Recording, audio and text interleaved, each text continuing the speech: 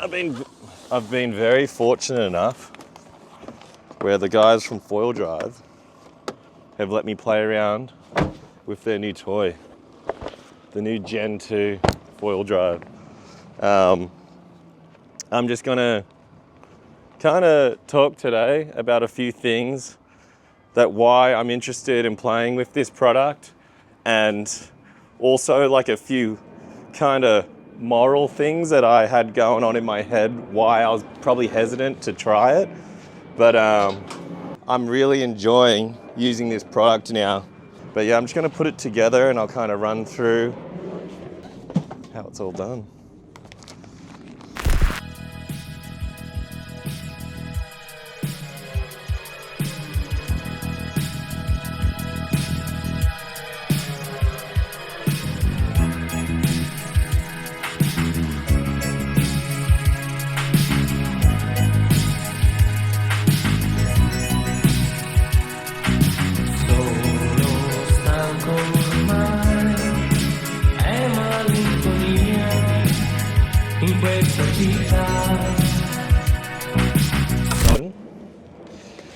Yeah, so I guess like my ego kind of stopped me from thinking that Foildrive was a product for me.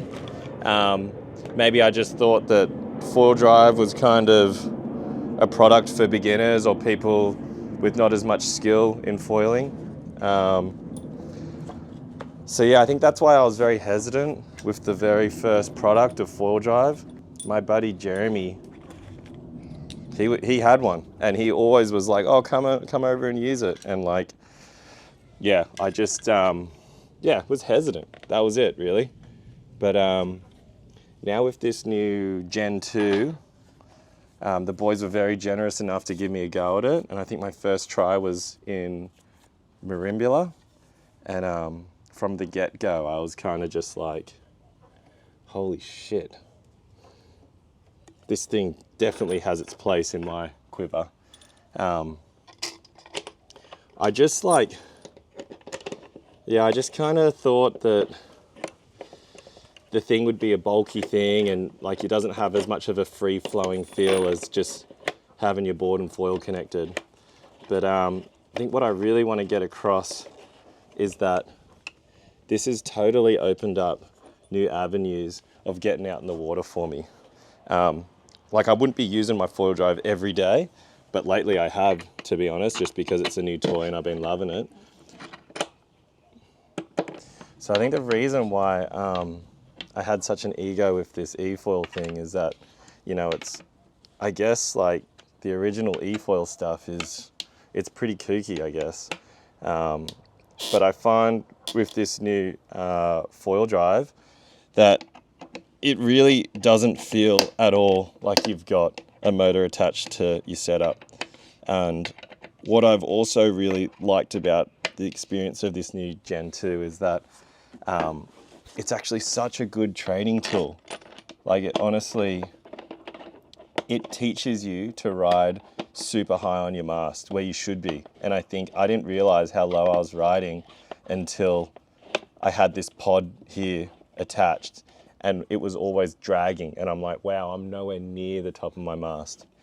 So I love it for that aspect. I love it because here in Sydney, we actually have the worst downwind logistics and coastline for shuffling cars around. It's just such a busy city that for moving cars around, and like for our local downwind run, it's only about 7 kilometers.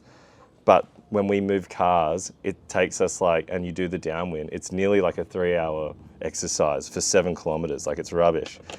We don't have a big community of downwinders here, like a group of people. So this has definitely opened up me being able to motor upwind for 7 kilometers, turn off the engine and then come back downwind, all without having to rely on anyone. And it's been getting me out in the water every single day, even when it's like 10 knots, because like you're not worried about paddling up anymore. And I also love the novelty of being just on a tiny prone board like this. You're not on a huge sup, you can rip turns hard. it's just, yeah, it's just a new novelty, and I've honestly been loving it. And I love how it's also a really good tool to test gear. You know, I can go out on a certain setup and then be like, I don't like this tail. I'll come in, change the tail, zoom straight back out, get straight back out in the bumps and see if that tail has better glide, better turnability. Yeah, so it's like, it's honestly, I've never thought that this would be such a good tool in benefiting skills of your foiling, but it definitely is, because it's not something that you can just jump on instantly and be good at. Like, it's a skill like anything, like winging or supping. You got to learn it. I've been doing this now for about a month, and just every day just learning something new and getting a bit better. So yeah, I'm frothing on it. I can't get enough of your love, babe. Well, I don't know why. I can't get enough of your love, babe. Girl, if I could only make you see and make you understand. Girl, your love for me is all I need, and more than I can stand. Oh, well, babe, how can I explain all the things I feel? You've given me so much, girl, you're so unreal. Still, I keep loving you more and more each time. Girl, what am I gonna do? 'Cause you blow my mind. I get the same old feeling every time you're here. I feel love change, something rude. I scream your name. Call it rock, baby, baba.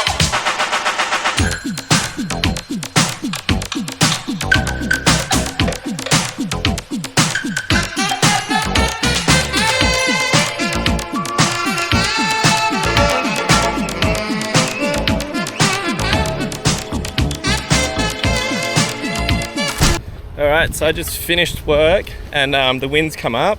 It was supposed to only be 10 knots northerly, but I can't find anyone to go downwinding with, so I've chucked on the old Foildrive and I'm going to do the upwind downwind. Just going to kind of show you guys how kind of simple it is and how worthwhile.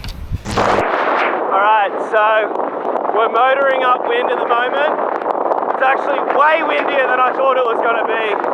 This is like 20 knots, so it's pretty tricky, not ideal upwind conditions, but we'll see how far I can get before I got to turn back around and downwind.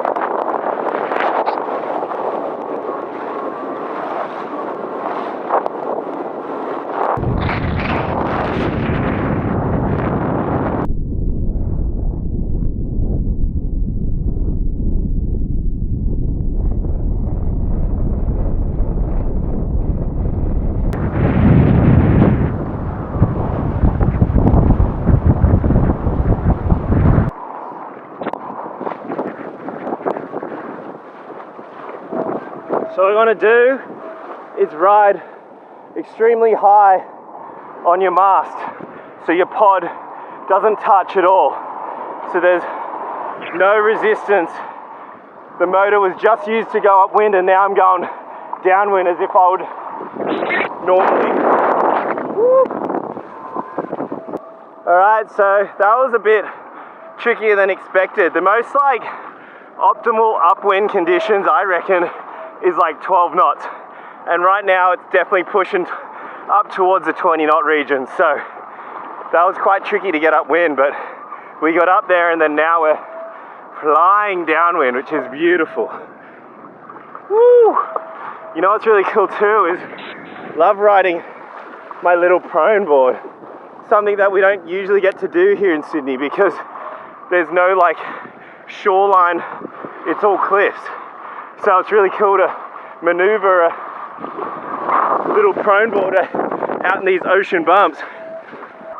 Let's follow this swell. Here we go. Here we go. So one thing that we do have to talk about out here is safety.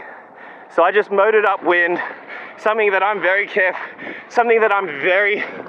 comfortable with because I've done a lot of hours downwinding on my sup. I don't mind being far out in the ocean like this because I'm going to take responsibility if something goes wrong. I'm more than willing to paddle in my tiny prone board, even if it does take a while. I'm not going to pull the pin and call for safety because I think we all have to take responsibility. If we're going to be doing stuff like this in the ocean, we have to be willing for shit to go wrong, because it does. Nothing's bulletproof. This is an amazing product, but batteries can fail. Masks can snap, gear can snap. So let's be smart about it. So it's a great tool to get into downwind like this, but we have to be careful. And you know, first few runs, don't go too far out, and then work your way up to doing bigger runs. Know your gear, know how much you can handle. Yeah, one thing as well, like when you're going downwind like now, you don't use your remote at all. Like I'm sure you can if you get yourself into strife, but this is where like you don't use the battery at all. So battery for me is purely just to go upwind. And then when I'm going downwind, just read the bumps. Good bump training. Pretty much the reason why I'm out here, because I can't get a lift. No one else wanted downwind today, so I'm just doing my own upwind, downwind. Woo!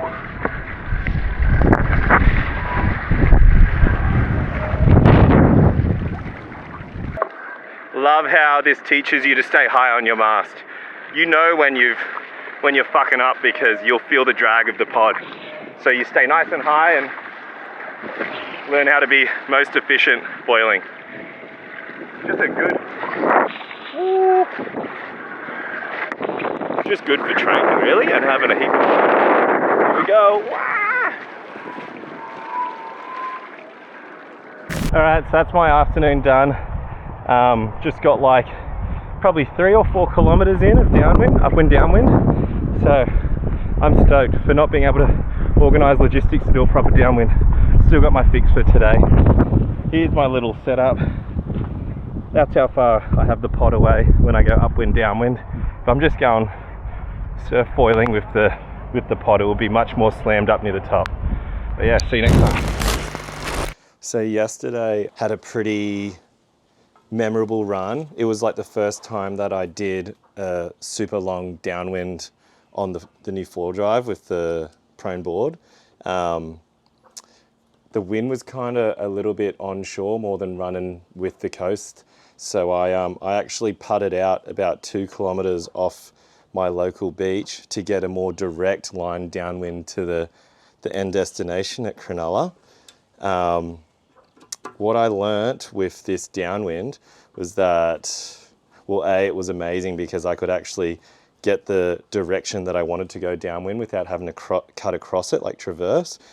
But I also learnt that, fuck, it's dangerous out there. Like, I've been doing a lot of these like upwind, downwinds, but I'm only ever like a few hundred meters off the coast. So if something goes wrong, I can just paddle my prone board in. But yesterday when I sent it out 2 kilometers offshore, I kind of, when I was out there, I was like, holy shit, if something goes wrong, like it's going to take me forever to paddle back in. And actually, I was going through the bumps and having the best time. Like it was actually really good conditions. And I seen this big ball of bait. I don't know if it was bait or like bigger pelagic fish. And just as I seen it, of course, in my head, I was saying, don't fall, don't fall. And I fell. And I fell right next to like where all the fish was. And I straight away was like clambering back onto my prone board to kind of get the motor going and get going again. And of course I was like just kind of kooking it, and I'd get up and get back down, get up, get back down. When like normally I like wouldn't have that, but just the nerves were flying. But yeah, it was just kind of something to think about. Like with a lot of people who I can guarantee are going to be keen to get into this now, safety is like a huge factor. And like, I just don't want this tool to think people who aren't competent yet to go out there, send it, and then if something goes wrong, they're fucked. So I just want to like reiterate how important it is to kind of just start small and do little runs, work out your gear, because like I've had this for a month now and I've been trying all the different batteries, all the different setups, because like I was doing baby steps until I did this big one, big send yesterday. So yeah, it's just like, it's knowing your gear, knowing how far you can push it, knowing also, I came in yesterday with like 0% battery on the controller, knowing how far you can push the controller, because every other run I've been coming in on like 15% and stuff, but yesterday I didn't really have a choice, so I had to make the most of, the battery that I had, and I just got in with 0%, so pretty stoked on that. I think another thing that I want to chat about is more as well the kind of the ethics behind foil driving and e-foiling, because now that this is like a hybrid between surf foiling and e-foiling, there needs to be a respect between people that are already in the lineup with unpowered equipment and people with foil drives and e-foils. I think it's so easy, and I'm a culprit myself. When I first got on this in Merimbula, I was having the time of my life being on foil for like pretty much an hour and just getting 1,000 waves. And yeah, there was other people out in the surf because it was like a lot of unbroken waves, but you just got to be super mindful of not pissing anyone off and not creating a hate against kind of this discipline of foiling. I think it just comes down to respect. And I think if you know that you're getting way too many waves and you're pissing people off, just back off. Like that day at Merimbula, I made sure I went up to all the SUP people, and because it was a new thing for me, I told them, I go, if I'm pissing you off, just tell me and I'll take off. And a lot of them, well, all of them said, we can't even catch these waves anyway, so don't worry. Like, we kind of wish we were on one too. But I just don't want that to be overseen. I don't want this discipline to be shunned, kind of like the rest of all foiling at the moment, how we're seen as like kind of a subclass water activity, kind of probably similar to like bodyboarding and stuff, how they're just hated for no real reason. And I don't want us to have more of a target on us. And I feel like that's always going to be the case when you're having the most fun out in the surf, because there's always going to be haters. So let's just try and keep this a fun, happy, safe place and a respectful place. And I think we'll all be able to have a lot of fun on these and learn a lot more. So awesome. Thank you.